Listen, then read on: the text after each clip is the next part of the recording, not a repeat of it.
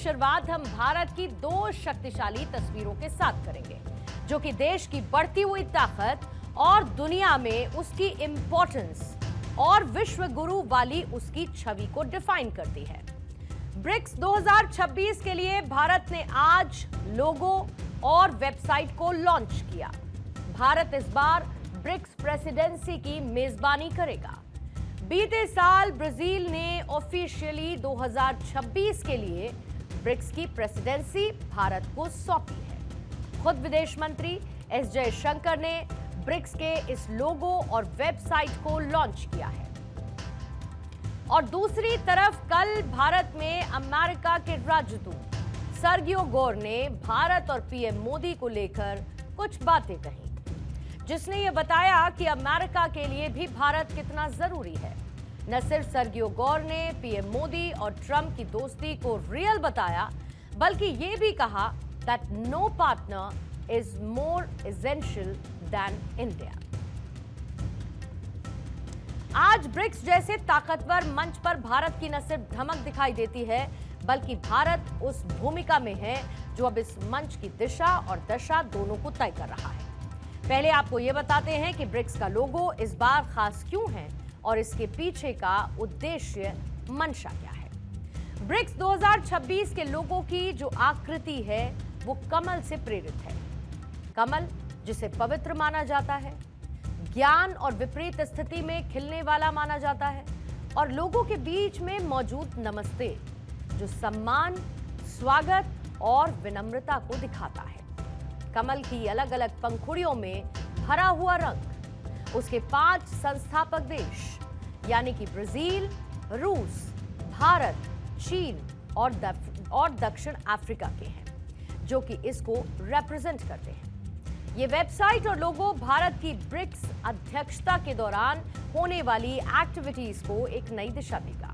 साथ ही भारत में BRICS summit unity in diversity को दर्शाएगा और साझा उद्देश्य की ओर बढ़ने में मदद करेगा। I'm extremely pleased to welcome you all this morning to the formal unveiling of the logo, theme and website for India's chairship of BRICS for 2026. As we have gathered today on the eve of Makar Sankranti, a festival known by the many names of also Lohri, Magh Bihu, Pongal, and that celebrates the sun's celestial journey northwards, known as Uttarayan. I extend my warmest greetings to each one of you on this auspicious occasion.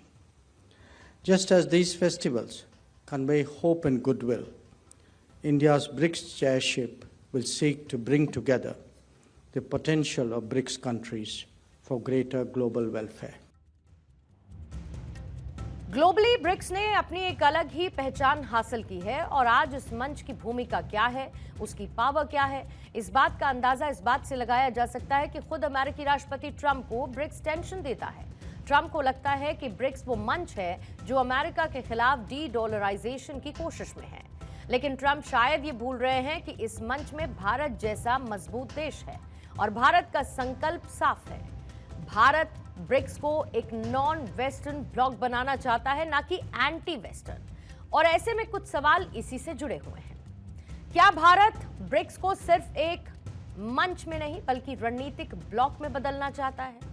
क्या पश्चिमी दबाव के बीच global south का नेतृत्व भारत के हाथों में है?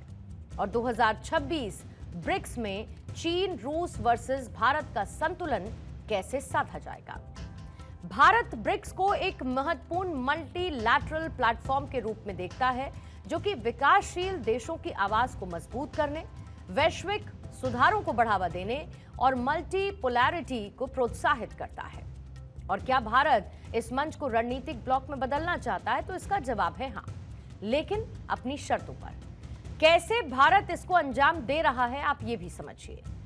डॉलर के प्रभुत्व को यानी डॉलर की मोनोपोली का एक रणनीतिक विकल्प है ये। भारत ब्रिक्स को डॉलर के विकल्प के रूप में एक सुरक्षित वित्तीय ब्लॉक बनाना चाहता है। इसके पीछे की वजह अमेरिकी राष्ट्रपति के वो टैरिफ और सैंक्शंस हैं जिसके जरिए अमेरिका दुनिया पर अपनी दादागिरी दिखाता रहता है। इन फ्यूचर अगर अमेरिका ऐसा कुछ ब्रिक्स देशों के साथ करता है तो ब्रिक्स पे जैसे विकल्प सभी के पास हैं, जो कि अमेरिका की नीतियों को सीधी चुनौती देंगे। फिर सुरक्षा और आतंकवाद। भारत ने ब्रिक्स को आर्थिक से लेकर सुरक्षा ब्लॉक की तरफ धकेला है। भारत ने लगातार ब्रिक्स घोषणा पत्र में सीमा पार आतंकवाद के मुद्दे को शामिल करवाया। वहीं ब्रिक्स देशों के बीच डेटा सुरक्षा और साइबर खतरों पर सहयोग अब पहले से कहीं ज्यादा स्ट्रैटेजिक हो गया है। भारत के सामने चुनौतियां, हालांकि इसको लेकर कई चुनौतियां हैं, जिसमें चीन से सीमा विवाद है, अमेरिका के साथ रिश्ते और ब्रिक्स के 10 देशों के बीच तालमेल बैठाना इसका हिस्सा है। यानी कि जिस तरीके से भारत इस ग्रुप में एक्टिव है, उसने इसकी नीतियों को बदला जरूर है। और यहां पर पीएम मोदी विजनरी लीडर हैं, जहां 2026 में भारत में होने वाला ब्रिक्स समिट और इसकी मजबूती की तरफ बढ़ेगा।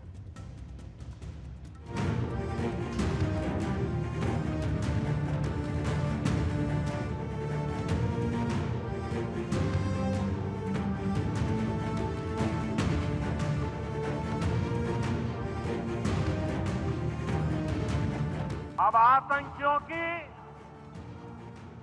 बची खुची जमीन को भी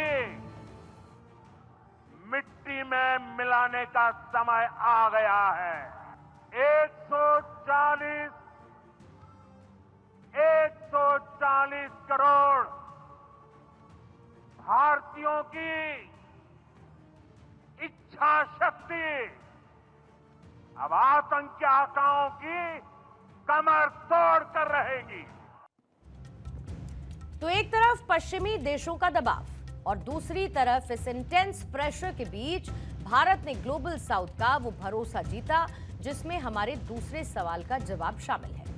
बदलती हुई जियोपॉलिटिक्स के बीच 2026 में ब्रिक्स की अध्यक्षता संभालते हुए भारत ग्लोबल साउथ के नेता के तौर पर उभरा है।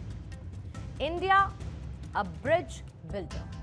भारत खुद को पश्चिम के खिलाफ खड़े हुए एक गुट के रूप में नहीं, बल्कि पश्चिम और विकासशील देशों के बीच एक पुल के रूप में स्थापित कर रहा है। 2023 में अफ्रीकी संघ को G20 की स्थायी सदस्यता दिलवाकर भारत ने साबित किया कि वो केवल वादे नहीं करता, बल्कि ग्लोबल साउथ को वैश्विक मंच पर अधिकार भी दिलाता है। DPI यानी डिजिटल पब्लिक इंफ्रास्ट्रक्चर का एक्सपोर्ट। भारत अपनी टेक्नोलॉजी, खासतौर से UPI और डिजिटल इंडिया मॉडल को ग्लोबल साउथ के देशों के साथ साझा कर रहा है।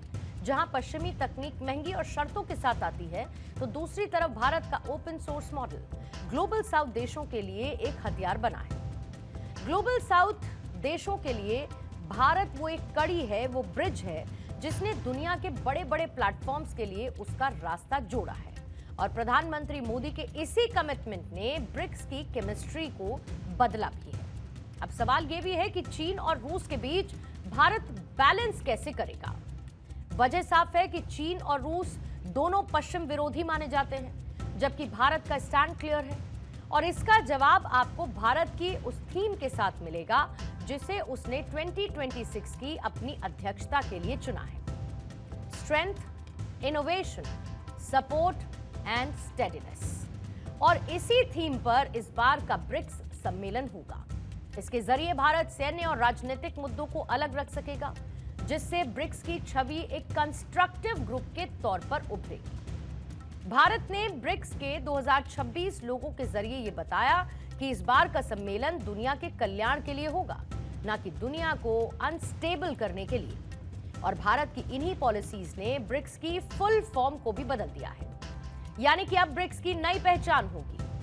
B for bright, R for resolving problem, I for impact, C for collective and S for solution. जो जाहिर है कि इस मंच को, यानी कि ब्रिक्स के मंच को और प्रभावी बनाएंगे।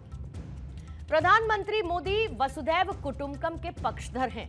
इतना तो तय है कि 2026 में भारत में होने वाला ब्रिक्स समिट इसी दिशा में आगे बढ़ता हुआ नजर आएगा।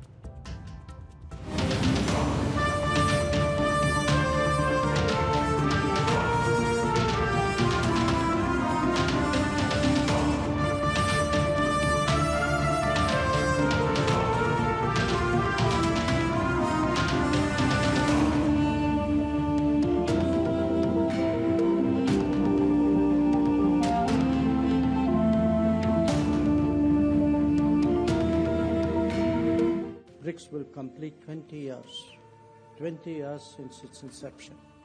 It has steadily evolved into a significant platform for cooperation among emerging markets and developing economies.